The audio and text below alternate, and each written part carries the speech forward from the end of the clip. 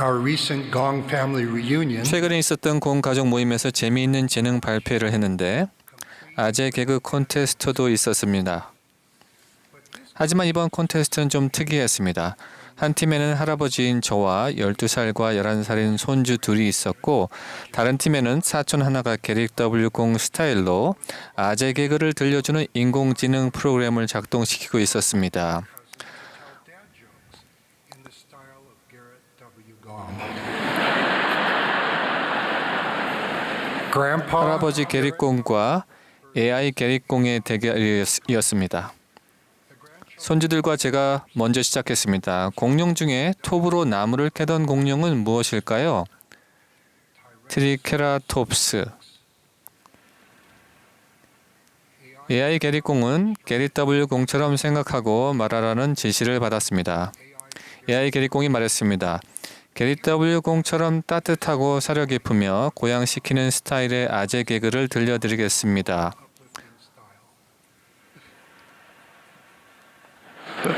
Why did the 겸허한 나무가 사람들을 미소 짓게 하는 이유는 무엇일까요? 그건 바로 사랑의 뿌리를 내리고 친절하게 뻗어나가기 때문이죠. 그 나무처럼 우리도 우리의 뿌리에서 힘을 얻고 사람들을 친절하게 대함으로써 기쁨을 찾을 수 있어요. Well, what do you think? 글쎄요, 여러분은 어떻게 생각하시나요? 그래서 이것을 아재 개그라고 부릅니다. 우리 주위에는 웃고 기뻐하고 감사하는 눈으로 볼 기회가 가득합니다. 우리의 복음은 일상에 존재하는 기쁨과 거룩함의 복음입니다. 거룩함은 성스러운 목적을 위해 사물을 성별합니다. 그러나 거룩함은 또한 우리가 일상의 삶에 성스러움을 불어넣어 이 세상의 엉겅퀴와 가시떨기 가운데서도 일용할 양식, 즉 만나를 먹고 기뻐하도록 권유합니다. 주님과 함께 걸으려면 우리는 거룩해져야 하는데 그 이유는 그분이 거룩하시기 때문입니다. 우리가 거룩해지도록 돕기 위해 주님은 우리에게 함께 걷자고 권유하십니다. 우리 각자에게는 자신만의 이야기가 있습니다. 공자매와 저는 다양한 장소와 환경에서 교회 회원들과 친구들을 만나며 일상에서 주님께 거룩하고자 하는 여러분의 이야기에서 영감을 받습니다. 여러분은 예수 그리스도를 중심에 두고 하나님과의 교감, 서로에 대한 연민과 공동체 의식, 하나님과 맺은 성약, 그리고 가족 및 친구들에 대한 헌신 속에서 살아가고 있습니다. 종교를 믿는 이들이 영적인 헌신이나 연결이 없는 사람들보다 평균적으로 더 행복하고 더 건강하며 더 만족감을 느낀다는 사실이 점점 더 많은 증거로 드러나고 있습니다. 종교 활동에 참여하는 사람들은 행복과 삶의 만족, 정신적, 신체적 건강, 의미와 목적, 성품과 미덕, 긴밀한 사회적 관계, 재정적, 물질적 안정 등 모든 측면에서 번영합니다. 그들은 모든 연령대와 인구 통계학적 그룹 전반에서 더 나은 신체적, 정신적 건강과 더 큰 삶의 만족도를 누리고 있습니다.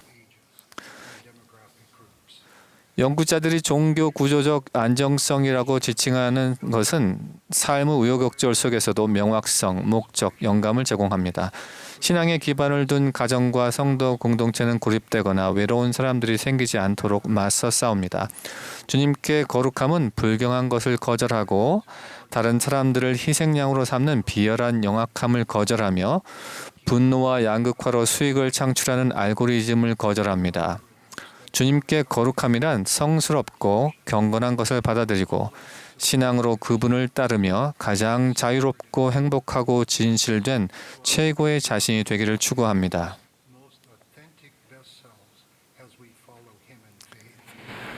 일상에서 주님께 거룩함은 어떤 모습일까요? 일상에서 주님께 거룩함이란 결혼한 지 1년 된 두 젊은 성인이 시련 속에서도 진실하게 함께 삶을 헤쳐나가며 복음 성약을 지키고 희생하고 봉사하는 모습에서 엿볼 수 있습니다. 그 젊은 아내는 이렇게 말합니다. 제 고등학교 시절은 어두웠습니다. 하나님이 제 곁에 없는 것 같았지요. 어느 날 밤 친구에게 이런 문자가 왔어요. 혹시 엘마서 36장을 읽어본 적 있어? 경전을 읽기 시작하면서 저는 평안과 사랑으로 가득 찼습니다. 누군가가 저를 꼭 안아주는 것 같았습니다. 엘마서 36장 12절을 읽었을 때 저는 하나님 아버지께서 저를 보고 계시며 제가 어떻게 느끼고 있는지 정확히 아신다는 걸 깨달았어요. 그녀는 이렇게 이어갔습니다. 결혼하기 전에 저는 약혼자에게 11조에 대한 간증이 크지 않다고 솔직하게 말했습니다. 가진 것 많은 다른 사람들 두고 왜 하나님은 우리에게 헌금을 요구하시는 걸까요? 제 약혼자는 그건 돈 문제가 아니라 계명을 따르는 문제라고 설명해 주었습니다. 그러면서 11조를 한번 내보라고 했습니다. 정말로 제 간증이 자라는 게 느껴졌습니다. 돈이 빠듯할 때도 있었지만 많은 축복을 받았고 어찌어찌 꾸려가다 보니 월급만으로도 충분했습니다. 또 간호학 수업에서 저는 혼자 교회 회원이었고 유일한 기혼자였습니다. 친구들이 저를 따돌리고 저의 믿음이나 제가 가문틀을 입는 것과 너무 어린 나이에 결혼한 것에 대해 험담을 하는 것 같아서 속상해하거나 눈물을 흘리며 수업을 마친 때가 많았지요. 지난 학기에 저는 제 믿음을 더 잘 표현하고 복음에 더 좋은 모범이 되는 방법을 배웠습니다. 홀로 서서 굳건하게 믿음을 지키는 능력을 시험받았기에 제 지식과 간증이 커졌습니다. End quote. 젊은 남편은 이렇게 덧붙였습니다. 선교 사업 전에 저는 대학 야구팀에서 선수 제의를 받았습니다. 어려운 결정이었지만 저는 그 제안을 제쳐두고 주님을 섬기러 갔습니다. 저는 그 인연을 그 어떤 것과도 바꾸고 싶지 않습니다. 집으로 돌아왔을 때 처음엔 적응하기 힘들 거라 예상했지만 결국엔 제가 더 강하고 빠르고 건강해졌다는 것을 알게 되었습니다. 저는 선교사업 전보다 더 강력한 공을 던지게 됐고 꿈에 그리던 학교를 포함해서 선교사업 이전보다 더 많은 학교에서 선수 제안을 받았습니다. 가장 중요한 것은 제가 그 어느 때보다도 주님께 더 의지한다는 것입니다. 그는 이렇게 끝맺었습니다. 저는 선교사로서 하나님 아버지께서는 우리가 기도하면 힘을 주신다고 가르쳤지만 저 자신에 관해서는 그 사실을 잊어버리곤 합니다. 선교사로서 주님 앞에 거룩함으로써 받는 축복의 보물 상자는 풍성하고 충만합니다. 재정, 시기 및 기타 상황이 쉽지 않은 경우가 많지만 나이와 배경에 관계없이 선교사들이 주님께 거룩함을 헌납한다면 주님의 시간과 방식에 따라 일이 잘 풀릴 수 있습니다. 한 장년 선교사는 48년 전의 일을 되돌아보며 이렇게 말합니다. 저희 아버지는 제가 선교 사업을 가지 않고 대학 교육을 받기를 원하셨습니다. 그러고 얼마 후에 심장마비로 47세의 나이에 돌아가셨습니다. 저는 죄책감을 느꼈습니다. 어떻게 하면 아버지와의 관계를 바로잡을 수 있을까 생각했습니다. 결국 선교사업을 떠나기로 결정한 후에 저는 꿈에서 아버지를 배웠습니다. 아버지는 평화롭고 만족해 하시며 제가 봉사하게 된 것에 기뻐하셨습니다. 이 장년 선교사는 계속해서 이렇게 말했습니다. 규리와 성약 138편에서 가르치듯이 저는 제 아버지가 영의 세계에서 선교사로 봉사하실 수 있다고 믿습니다. 저는 17세에 독일을 떠나 가족과 헤어졌던 증조부님을 아버지가 다시 찾아 복음을 받아들이도록 돕는 장면을 상상해 봅니다. 그의 아내는 이렇게 덧붙였습니다. 남편 집안의 5 형제 중에서 선교사로 봉사한 4사람이 석박사 학위를 받았습니다. 일상에서 주님께 거룩함은 자신의 삶에서 하나님께서 승리하시게 하는 법을 배운 젊은 귀한 선교사의 모습과도 같습니다. 예전에 중병을 앓고 있는 사람을 축복해달라는 요청을 받았을 때 이 선교사는 이렇게 말했습니다. 저는 신앙이 있으니 그분이 회복되도록 축복하겠습니다. 그 귀한 선교사는 이렇게 덧붙였습니다. 하지만 저는 그때 제가 원하는 것을 구하기 위해서가 아니라 주님께서 그 사람에게 필요하다고 알고 계시는 것을 위해 기도해야 한다는 것을 배웠습니다. 저는 그 형제에게 평안과 위안을 축복했습니다. 그는 나중에 평화롭게 세상을 떠났습니다. 일상에서 주님께 거룩함은 서로 연결되고 위안을 주고 강화해 주기 위해 휘장을 가로지르는 불꽃처럼 느껴지기도 합니다. 한 주요 대학의 어떤 관리자는 세간의 평판으로만 자신을 아는 사람들이 자신을 위해 기도해 줄 때에도 자신은 그것을 느낀다고 말합니다. 이분들은 평생을 대학에 헌신했으며 계속해서 대학의 사명과 학생들에게 관심을 기울이고 있습니다. 한 자매는 남편이 자신과 자녀들에게 충실하지 않아도 매일 최선을 다합니다. 저는 그분과 같은 사람들을 깊이 존경합니다. 어느 날 그녀는 빨래를 개다가 가문틀 더미에 손을 얹고 한숨을 쉬며 말했습니다. 이게 다 무슨 소용일까? 그녀는 너는 나와 성약을 맺고 있느니라 라는 부드러운 음성을 통해 확신을 느꼈습니다.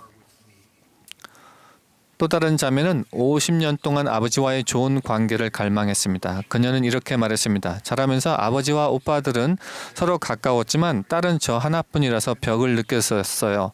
늘 아버지의 기대에 부응하지 못하는 느낌이었죠. 그러다가 어머니가 돌아가셨습니다. 어머니는 아버지와 저 사이에서 유일한 연결고리였습니다. 어느 날 저는 내 아버지를 성전에 초대해서 함께 가거라라는 음성을 들었습니다. 그것이 한 달에 2번 함께 주님의 집으로 가는 아버지와의 데이트의 시작이었습니다. 아버지에게 사랑한다고 말했고 아버지도 저를 사랑한다고 말씀하셨습니다. 주님의 집에서 시간을 보내면서 우리는 치유되었습니다. 어머니는 지상에서 우리를 도우실 수는 없었지만 오히려 휘장 저편에 계셨기에 단절된 관계를 회복하는 데 도움이 되었습니다. 성전은 온전함을 향한 영원한 가족으로서의 우리의 여정을 완성해 주었습니다. 그녀의 아버지는 이렇게 말합니다. 성전 헌납은 저와 하나뿐인 제 딸에게 훌륭한 영적 경험이었습니다. 이제 우리는 함께 성전에 참석하며 사랑이 더 강해지는 것을 느낍니다. 일상에서 주님께 거룩하면은 사랑하는 이들이 세상을 떠날 때 겪는 애틋한 순간들도 포함됩니다. 올해 초 저희 사랑하는 어머니 주인공은 98세 생신을 며칠 앞두고 조용히 불멸의 시간으로 떠나셨습니다. 저희 어머니에게 로키로드 아이스크림, 화이트 초콜릿 생강 아이스크림 또는 딸기 아이스크림 중 무엇을 드시겠어요? 라고 물어본다면 어머니는 이렇게 대답하실 겁니다. 그래, 하나하나 모두 맛봐도 되겠니? 인생의 모든 맛을 즐기시는 어머니에게 그 누가 안 됩니다 라고 말할 수 있겠습니까?